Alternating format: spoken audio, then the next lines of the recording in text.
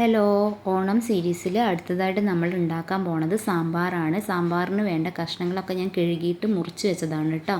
മുരിങ്ങക്കായ ഉണ്ട്, ഉരുളക്കിഴങ്ങുണ്ട്, മത്തൻ, ക്യാരറ്റ്, വെണ്ടയ്ക്ക, വെള്ളരിക്ക ഇട്ടിട്ടുണ്ട് ഞാൻ. ഉള്ളി, തക്കാളി ഇത്രയും വേണം സാധനങ്ങൾ കേട്ടോ.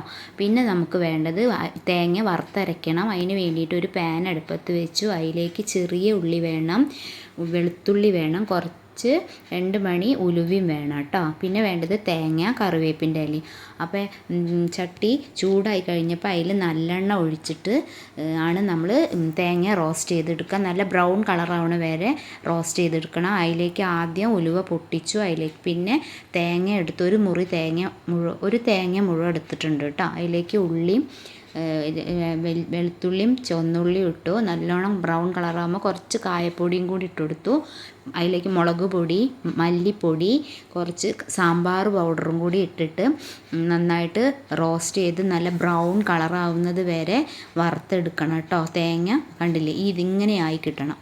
പിന്നെ നമ്മൾക്ക് വേണ്ടത് പരിപ്പാണ്. പരിപ്പ് കുറച്ചെടുത്തിട്ട് നമുക്ക് ആവശ്യത്തിന് കുറച്ച് മതി, ഒരു പിടി മതി. അത് കഴുകിയെടുക്കുക. പിന്നെ അതിലേക്ക് ഒരു കുക്കർ എടുത്തിട്ട്, ഞാൻ കുക്കറിലാണ് ഉണ്ടാക്കുന്നത്. കുക്കറിലേക്ക് കഷ്ണങ്ങളൊക്കെ ഇട്ടിട്ട് മഞ്ഞളും ഉപ്പും എടുക്കുക. ഒരു നെല്ലിക്ക വലിപ്പത്തിലുള്ള പുളി പിഴിഞ്ഞിട്ടുള്ള വെള്ളമാണിത്. അതും ആ വെണ്ടയ്ക്കും പിന്നെ പരിപ്പും ഒക്കെ കൂടി ഇട്ടിട്ട് വേവിക്കാൻ വെച്ചു. ആ നേരം കൊണ്ട് ഞാൻ ഇത് തേങ്ങ അരച്ച് വന്നു കേട്ടോ. ജാറിലിട്ടിട്ട് മിക്സീൻ്റെ ജാറിൽ വെച്ചിട്ട് അരച്ചെടുത്തു. നന്നായിട്ട് അരയണം. അങ്ങനെ അപ്പോഴേക്കും നമ്മൾ കുക്കറിൽ വേവിക്കാൻ വെച്ചതൊക്കെ റെഡിയായി വന്നു. അങ്ങനെ വിസിലൊക്കെ പോയതിന് ശേഷം തുറന്നു കേട്ടോ. ഞാൻ പിന്നെ എന്താ ചെയ്യുക വെച്ചാൽ പരിപ്പ് ഒന്ന് എടുത്തതിൻ്റെ ശേഷം ഞാൻ ഒന്ന് മിക്സിയിലിട്ടിട്ട് ഒന്ന് കറക്കിയെടുക്കും. അപ്പം എന്നാൽ ഒന്ന് അരയുമ്പം സാമ്പാറിന് നല്ല കൊഴുപ്പുണ്ടാകും. സാമ്പാറിന് ഈ കഷ്ണങ്ങളല്ല കേട്ടോ, വഴുതനങ്ങ ഇടാം. എല്ലാ കഷ്ണങ്ങളും സാമ്പാറിലിടും നമുക്ക് വേണ്ടേ.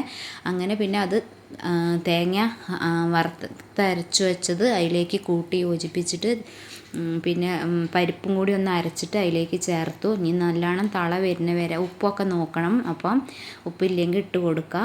അത് കഴിഞ്ഞിട്ട് പിന്നെ നമ്മൾ വറുത്തിടണം. അതിലേക്ക് കുറച്ച് മല്ലീൻ്റെ ഇലയും കൂടി ഇട്ട് കൊടുക്കുക. നല്ല ടേസ്റ്റാണ് സാമ്പാറിന്.